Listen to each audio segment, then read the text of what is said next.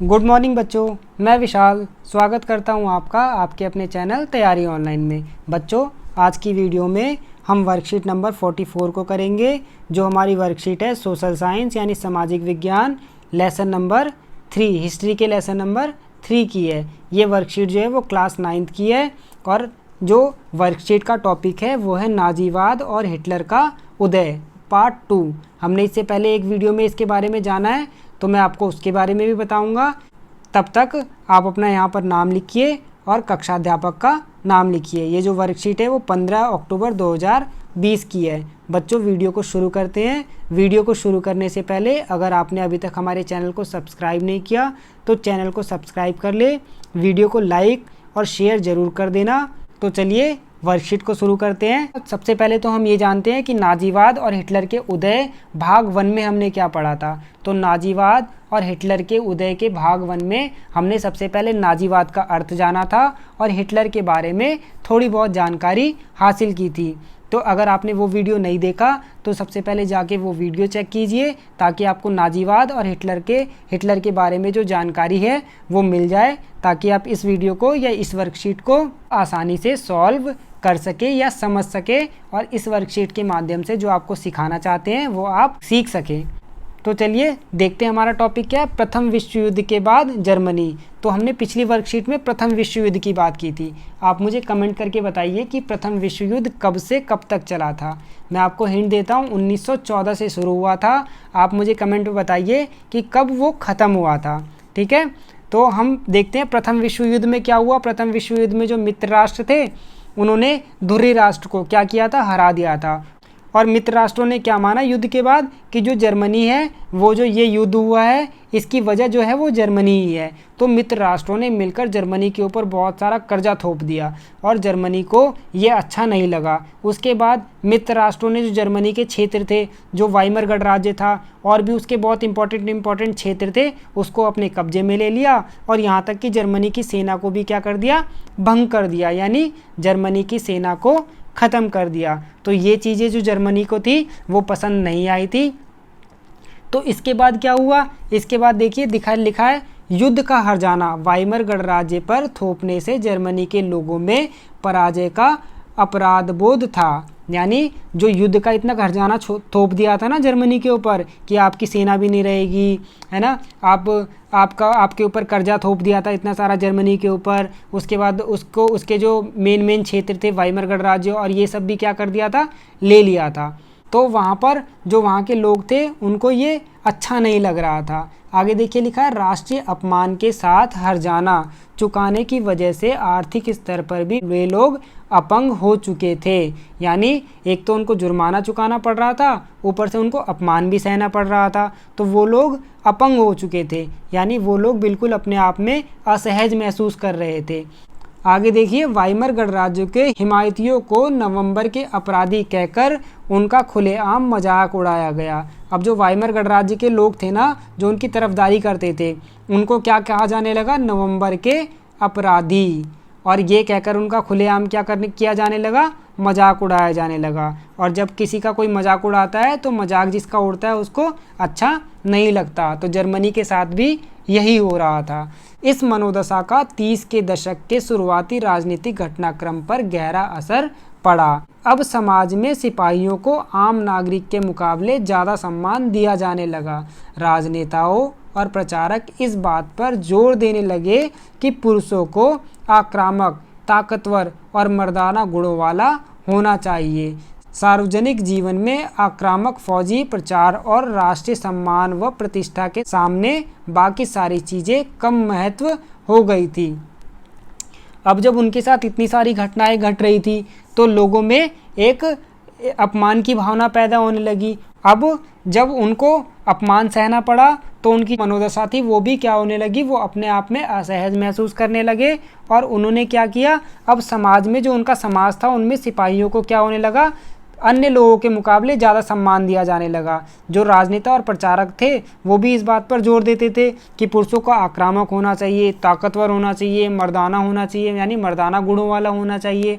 और उन्होंने एक पुरुष को एक आक्रामक फौजी के रूप में प्रचार करना शुरू कर दिया। आगे देखिए, आगे लिखा है नए राजनीतिक विचारों का उदय। जब ये सब हो रहा था तो वहाँ पर जो विचारधाराएं थी वो क्या हो रही थी, धीरे धीरे नई विचारधारा आ रही थी। जैसे जर्मनी में भी रूसी क्रांति से प्रेरित होकर बहुत सारे शहरों में मजदूरों और नाविकों की सोवियतें बनाई गई। समाजवादियों, डेमोक्रेट्स और कैथलिक गुटों ने वाइमर में राजनीतिक परिवर्तन के लिए प्रयास किए। स्पार्टकिस्टों ने जर्मनी में कम्युनिस्ट पार्टी की नींव डाली। इसके बाद कम्युनिस्ट, साम्यवादी और समाजवादी एक दूसरे के कट्टर दुश्मन हो गए और हिटलर के खिलाफ कभी भी साझा मोर्चा नहीं खोल सके। क्रांतिकारी और उग्र राष्ट्रवादी दोनों ही खेमे रेडिकल समाधानों के लिए आवाज़ें उठाने लगे। अब देखिए क्या हुआ, जब जर्मनी में राजनीतिक परिवर्तन आने लगे ना, तो वहाँ पर लोग जो थे वो सैनिकों को ज़्यादा प्रेफर करने लगे, यानी वो राजनेताओं के मुकाबले सैनिकों को ज़्यादा सम्मान देने लगे। और जो वहाँ के जो कम्युनिस्ट पार्टी थे और दूसरे दल थे वो दोनों आपस में एक दूसरे के कट्टर विरोधी हो गए, जिसका फ़ायदा किसने उठाया? हिटलर ने, जो एक सैनिक था। अब देखिए उसके आगे क्या हुआ, आर्थिक संकट। जर्मनी ने पहला विश्व युद्ध मोटे तौर पर कर्ज लेकर लड़ा था और युद्ध के बाद तो उसे स्वर्ण मुद्रा में हर्जाना भी भरना पड़ा। इस दोहरे बोझ से जर्मनी के स्वर्ण भंडार लगभग समाप्त होने की स्थिति में पहुंच गए थे। आखिरकार 1923 में जर्मनी ने कर्ज और हर्जाना चुकाने से क्या कर दिया? इनकार कर दिया। जर्मन सरकार ने इतने बड़े पैमाने पर मुद्रा छाप दी कि उसकी मुद्रा मार्क का मूल्य तेजी से गिरने लगा। दिसंबर 1923 तक $1 में खरबों मार्क मिलने लगे। जैसे जैसे मार्क की कीमत गिरती गई, जरूरी चीज़ों की कीमतें आसमान छूने लगी। इस संकट को बाद में अति मुद्रास्फीति का नाम दिया गया। जब कीमतें बेहिसाब बढ़ जाती तो उस स्थिति को अति मुद्रास्फीति का नाम दिया जाता है। अब देखिए क्या हुआ, जर्मनी में आर्थिक संकट आया। कैसे? जब क्या हुआ, जर्मनी प्रथम विश्व युद्ध में हार गया तो जो उनके जो मित्र राष्ट्र थे उन्होंने जर्मनी पर बहुत सारा कर्जा थोप दिया और उनसे वो कर्जा वसूलने लगे। लेकिन जर्मनी ने कर्जा देने के लिए 1923 में मना कर दिया कि अब हम कर्जा नहीं दे सकते, और जर्मनी सरकार ने बड़े पैमाने पर क्या करना शुरू कर दिया? मुद्रा छापना शुरू कर दिया, यानी नोटों की छपाई शुरू कर दी। और इसका परिणाम क्या हुआ? इसका परिणाम ये हुआ कि $1 में खरबों मार्क जो जर्मनी की मुद्रा का नाम है, मिलने लगा। और जब ऐसा हुआ तो क्या हुआ, वहाँ पर जो सामानों के रेट थे या सामानों की जो, क्योंकि लोगों के पास पैसा ज़्यादा था तो सामानों के जो वहाँ पर सामान मिलते थे उसकी कीमतें बहुत तेज़ी से बढ़ने लगी। और हालात तो ये हो गए थे कि लोग बैलगाड़ी में पैसा भर के ले जाते थे और थैले में सामान लेकर आते थे। यहाँ पर वहाँ जर्मनी की हालत ऐसी हो गई थी। और हालत इससे बुरी जब हो गई जब लोग ठंडियों में लोगों को लकड़ी से ज़्यादा सस्ती वहाँ के नोट पड़ते थे, यानी वहाँ की मुद्रा पड़ती थी। लोग नोटों को जलाकर अपने ठंड में हाथ सेकने का इंतज़ाम करते थे। अगर आप अपनी टेक्स्ट बुक में देखोगे तो आपको ये इमेज नज़र आएगी। अब इस संकट को क्या कहा गया? इस संकट को कहा गया अति मुद्रास्फीति, यानी ऐसी स्थिति जब मुद्रा जो है मार्केट में बहुत अधिक मात्रा में आ जाए, ऐसी स्थिति को क्या बोलते हैं? अति मुद्रास्फीति। आगे देखिए क्या हुआ, जर्मनी को इस संकट से निकलने के लिए अमेरिकी सरकार ने हस्तक्षेप किया। इसके लिए अमेरिका ने डॉप्स योजना बनाई। अब देखिए डॉप्स योजना क्या है? इस योजना में जर्मनी के आर्थिक संकट को दूर करने के लिए हर्जाने की शर्तों को दोबारा तय किया गया। अब यहाँ पर एक योजना बनाई गई, डॉप्स योजना। किसके द्वारा बनाई गई थी ये योजना? तो ये योजना अमेरिका के द्वारा बनाई गई थी कि भाई जर्मनी को अगर संकट से निकालना है तो हम इसके ऊपर दोबारा से एक डॉप्स योजना बनाई, यानी एक दोबारा से उनके ऊपर शर्तों को बदला। जो उनके ऊपर कठिन शर्तें डाल रखी थी उनको थोड़ा आसान करने की बात की, ताकि वो अपने जो कर्ज है उसको चुका सके। अब जर्मनी में आर्थिक सुधार अमेरिका से ही लिए गए कर्जों पर आश्रित था। जब 1929 में अमेरिका में वॉल स्ट्रीट एक्सचेंज यानी शेयर बाजार धाराशाही हो गया तो जर्मनी को मिल रही यह मदद भी रातों रात क्या हो गई? बंद हो गई। 1929 से 1932 की इस मंदी का सबसे बुरा प्रभाव जर्मनी अर्थव्यवस्था पर पड़ा।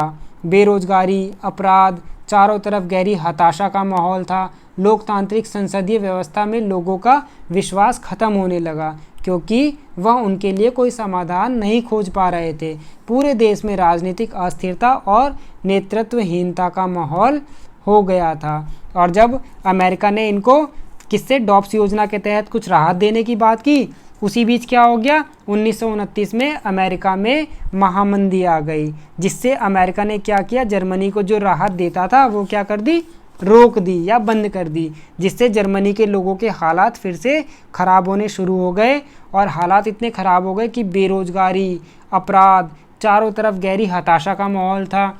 और लोग जो थे उनका जो राजनीतिक नेतृत्व था यानी जो सरकार थी उस पे से विश्वास क्या हो गया, एक तरीके से ख़त्म हो गया। चलिए अब इसके प्रश्न उत्तर देखते हैं। सबसे पहला प्रश्न है हमारा, प्रथम विश्व युद्ध के जर्मनी पर क्या आर्थिक प्रभाव हुए। तो देखिए सबसे पहले प्रश्न का आंसर क्या है, सबसे पहला प्रथम विश्व युद्ध के दौरान जर्मनी पर निम्नलिखित प्रभाव हुए। पहला प्रभाव क्या हुआ, प्रथम विश्व युद्ध के दौरान जर्मनी की अर्थव्यवस्था को पूरी तरह क्या कर दिया गया, चौपट कर दिया गया, यानी उस पर बहुत ज़्यादा मात्रा में कर्ज लगा दिए गए, है ना। उसके जो आर्थिक क्षेत्र थे वो उससे छीन लिए गए और उन पर बहुत ज़्यादा दबाव डाला गया। उसके बाद देखिए अगला क्या है, उसके खनिज संपदा को छीन लिया गया, जैसे उसका वाइमर गणराज्य था और दूसरे गणराज्य थे जो उससे छीन लिए गए थे। तीसरा पॉइंट क्या आ जाएगा, जर्मनी को 6 अरब पाउंड का जुर्माना चुकाना पड़ा, जिससे उसकी स्थिति दिनों दिन खराब होने लगी, यानी जर्मनी को 6 अरब पाउंड का कर्जा आर्थिक जुर्माने के रूप में चुकाना पड़ा। चौथा देखिए, जर्मनी के उद्योग क्या हो गए थे, पूरी तरीके से बर्बाद हो गए थे। तो प्रथम विश्व युद्ध के बाद जर्मनी पर क्या आर्थिक प्रभाव पड़े थे, तो आप ये लिख सकते हैं। अगला प्रश्न देखते हैं, वाइमर गणराज्य के सामने क्या क्या चुनौतियाँ थी। तो देखिए इसका आंसर देखते हैं, क्या क्या चुनौतियाँ थी वाइमर गणराज्य के सामने। वाइमर गणराज्य को निम्नलिखित चुनौतियों का सामना करना पड़ा। सबसे पहला बेरोजगारी की चुनौती, वहाँ पर लोग बेरोजगार हो रहे थे, क्यों, क्योंकि वहाँ पर आर्थिक संकट चल रहा था। देश के आर्थिक विकास की चुनौती, यानी वहाँ के लोग अपने क्षेत्र का विकास नहीं कर पा रहे थे, क्यों, क्योंकि उसके ऊपर बहुत ज़्यादा कर्जा लगाया हुआ था, किसके द्वारा, मित्र राष्ट्रों के द्वारा। महंगाई की चुनौती, क्योंकि वहाँ की मुद्रा तो जो थी वो अत्यधिक मात्रा में सरकार छाप रही थी, जिससे वहाँ महंगाई दिनों दिन बढ़ती चली जा रही थी। चौथा, बेरोजगारी से उत्पन्न गरीबी की चुनौती। अब बेरोजगारी थी तो वहाँ पे गरीबी भी होगी, और गरीबी होगी लोगों में अपराध भी बढ़ेगा। अगला देखिए, राष्ट्रीय गौरव को लौटाने की चुनौती, और उसके बाद वहाँ के लोग जो थे उनको बहुत ही अपमानित किया जाता था, तो वो इसको राष्ट्रीय गौरव को भी क्या करना चाहते थे, प्राप्त करना चाहते थे। तो वाइमर गणराज्य के सामने मुख्य रूप से ये 5 जो है वो चुनौतियाँ थी। अगला प्रश्न देखते हैं, प्रथम विश्व युद्ध के बाद जर्मनी में आए नए राजनीतिक विचारों के क्या कारण थे। तो देखते हैं इसका आंसर क्या है। देखिए, प्रथम विश्व युद्ध के बाद जर्मनी में आए राजनीतिक विचारों के निम्नलिखित कारण हैं। पहला, जर्मनी की प्रथम विश्व युद्ध में हार। दूसरा, बेरोजगारी की स्थिति। तीसरा, दिनों दिन बढ़ते कीमत के कारण। चौथा, वर्साय की अपमानजनक संधि के कारण।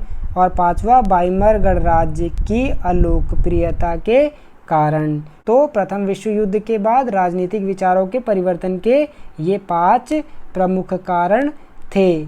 अगला प्रश्न देखते हैं। अगला प्रश्न है हमारा, प्रथम विश्व युद्ध के बाद जर्मनी में किस तरीके के सामाजिक विचारों की प्रामुख्यता दी जाने लगी। तो जैसे हमने पढ़ा था कि वहाँ के लोग किसको ज़्यादा प्रेफर करने लगे थे, किसको ज़्यादा सम्मान देने लगे थे, तो सैनिकों को ज़्यादा सम्मान देने लगे थे। देखते हैं इसका आंसर क्या है। देखिए इसका आंसर, राष्ट्रीय गौरव तथा प्रतिष्ठा के आगे बाकी चीज़ें फीकी पड़ गई थी। प्रथम विश्व युद्ध के बाद समाज में सिपाहियों को अधिक सम्मान दिया जाने लगा था। तीसरा, इस बात पर भी जोर दिया जाने लगा कि पुरुषों को आक्रामक और ताकतवर होना चाहिए। तो आपने देखा प्रथम विश्व युद्ध के बाद जर्मनी में किस तरीके के सामाजिक और विचारों में परिवर्तन आए थे। आगे देखते 5वां प्रश्न क्या है हमारा, यदि कोई सरकार प्रतिवर्ष अनियंत्रित रूप से लाखों रुपए छापती है तो क्या परिणाम होगा। हमने आपको पहले बताया था कि क्या क्या परिणाम होगा। वहाँ पर चीज़ों के रेट बढ़ जाएंगे, है ना, लोग पैसा भर भर के ले जाएंगे और सामान जो है वो मुट्ठी में भर के लेके आएंगे, अति मुद्रास्फीति हो जाएगी। अगर ये सब हो गया तो लोग जो हैं वहाँ के लोगों का सरकार से भरोसा उठ जाएगा। तो 5वें प्रश्न का आंसर आपको खुद करना है। तो बच्चों आज की वीडियो में बस इतना ही। आपको वीडियो कैसा लगा आप हमें कमेंट करके ज़रूर बताना, और वीडियो अच्छी लगी हो तो वीडियो को लाइक और चैनल को सब्सक्राइब कर लेना। अपने दोस्तों के साथ शेयर करना भी मत भूलना। धन्यवाद।